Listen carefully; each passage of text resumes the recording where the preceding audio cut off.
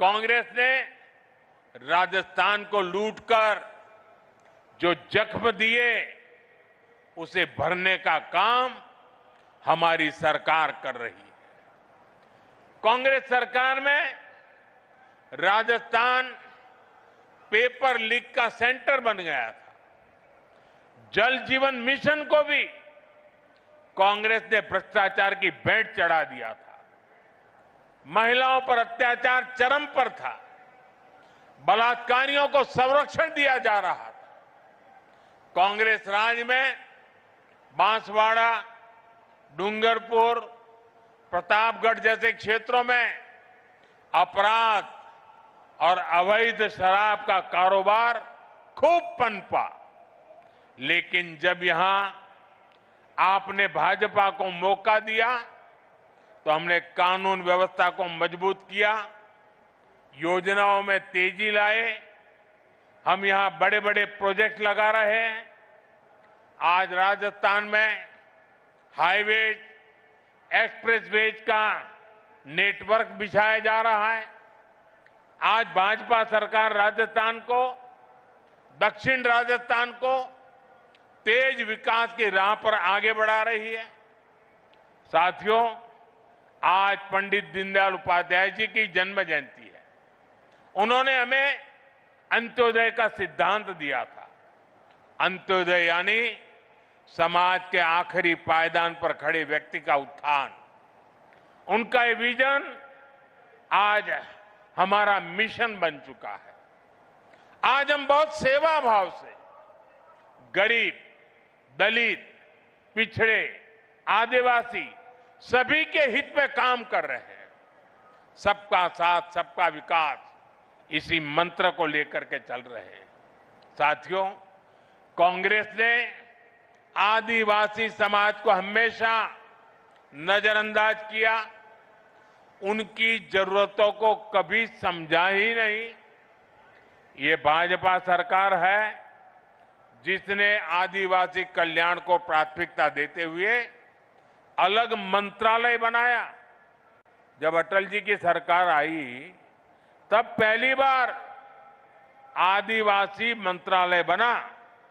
उसके पहले इतने दशक चले गए, इतने बड़े महान नेता पैदा हो गए, लेकिन आदिवासियों के लिए एक अलग मंत्रालय नहीं बना।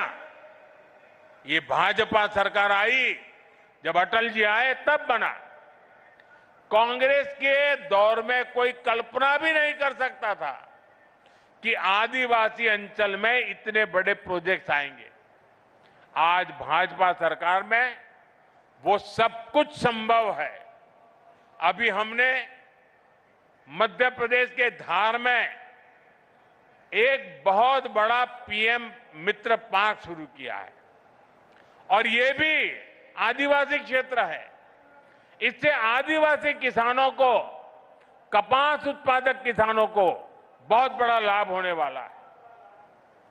साथियों, भाजपा के प्रयासों से ही आज गरीब आदिवासी परिवार की बेटी आदरणीय द्रौपदी मुर्मू जी देश की राष्ट्रपति बनी है।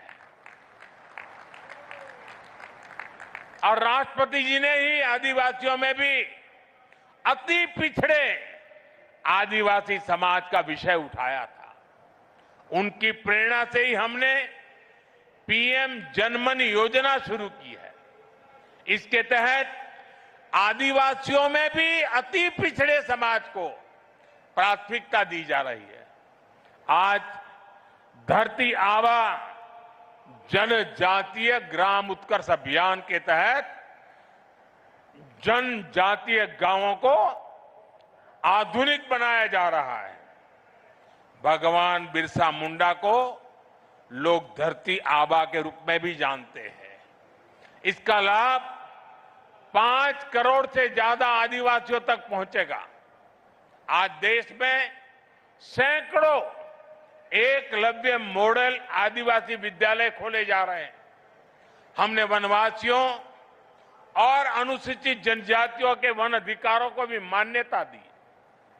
साथियों, आप ये भी जानते हैं, हमारे आदिवासी भाई बहन हजारों वर्षों से जंगल के संसाधनों का इस्तेमाल करते आए हैं।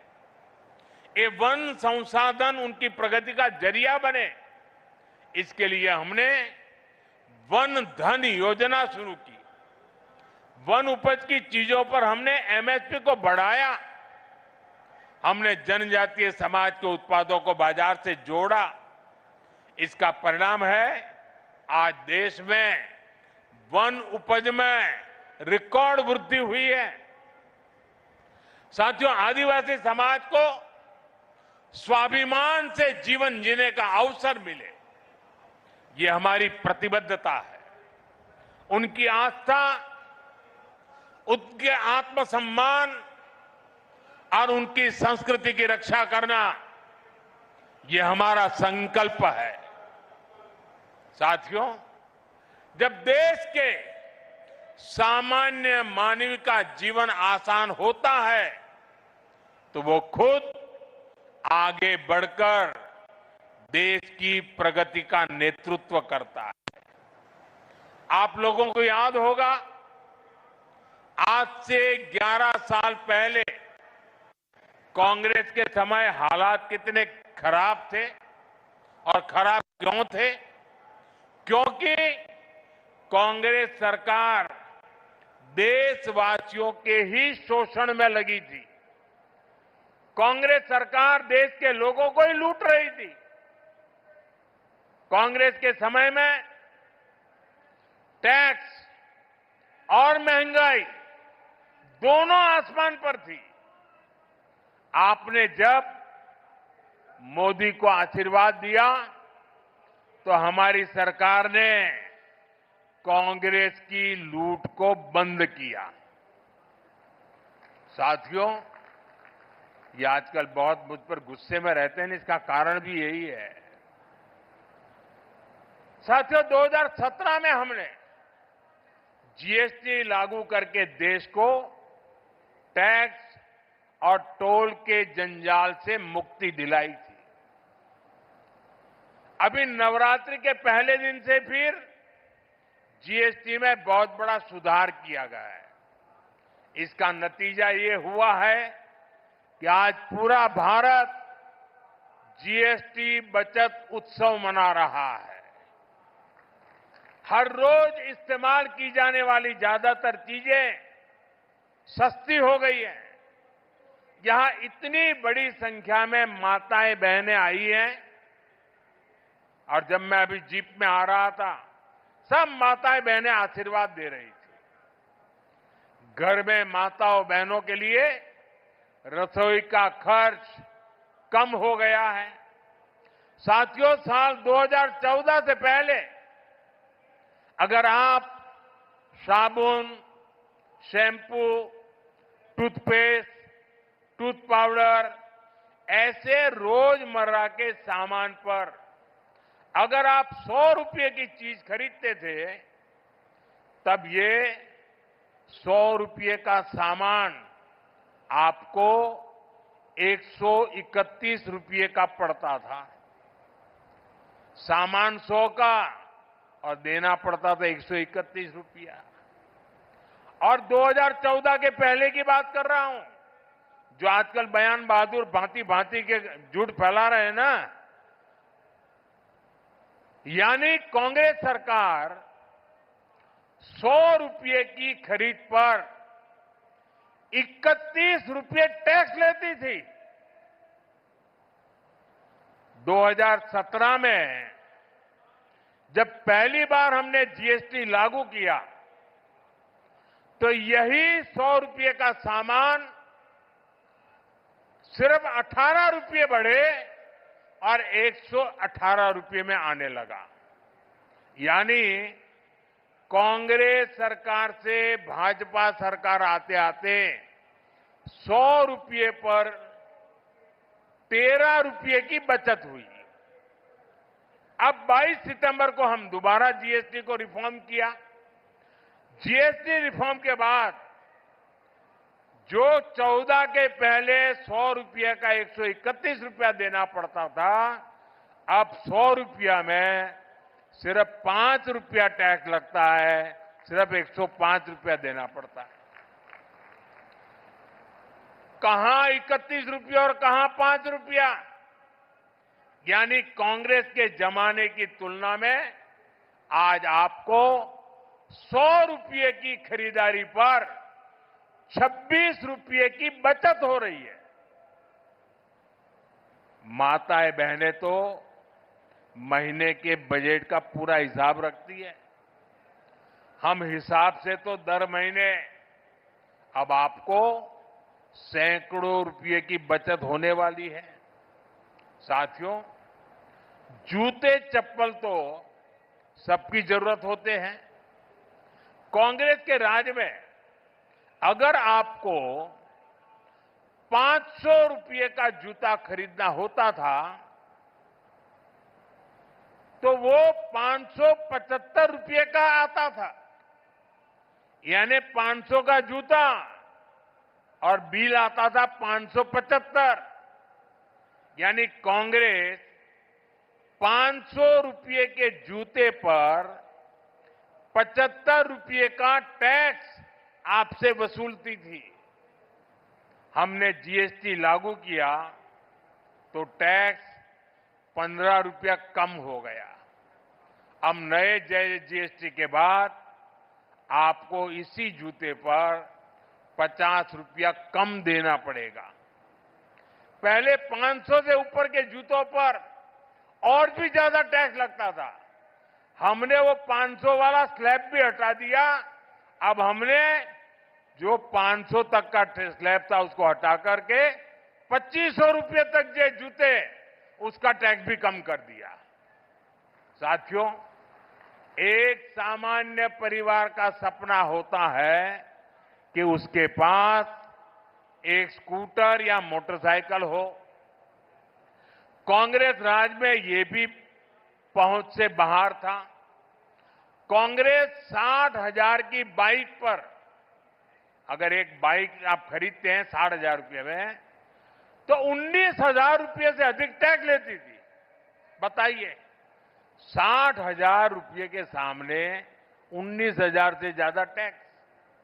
2017 में हम जीएसटी लाए तो ये टैक्स 2-2.5 हजार रुपया कम किया और अब 22 सितंबर को जो दरें लागू की उसके बाद अब 60,000 की बाइक पर सिर्फ 10,000 रुपया टैक्स हम ले आए नीचे। यानी 2014 की तुलना में करीब 9,000 रुपये का फायदा हुआ। साथियों, कांग्रेस के राज में अपना घर बनाना भी बहुत महंगा था। 300 रुपये के सीमेंट के बैग पर कांग्रेस सरकार 90 रुपये से अधिक टैक्स लेती थी। 2017 में जीएसटी आने के बाद ये करीब 10 रुपया कम हुआ और अब जब दोबारा हम रिफॉर्म करके जीएसटी लाए तो 22 सितंबर के बाद सीमेंट के उसी बैग पर करीब 50 रुपये ही जीएसटी लग रही है। यानी सीमेंट के हर बैग पर भी 2014 की तुलना में आज 40 रुपये की बचत हो रही है। यानी कांग्रेस राज में जहां लूट ही लूट थी, वहीं आज भाजपा की सरकार में बचत ही बचत है और तभी तो देश जीएसटी बचत उत्सव मना रहा है और जीएसटी बचत उत्सव को पूरे देश में मनाया जा रहा है। लेकिन भाइयों बहनों, ये जीएसटी बचत उत्सव तो चल रहा है, लेकिन हमारा एक और लक्ष्य है, आत्मनिर्भर भारत का।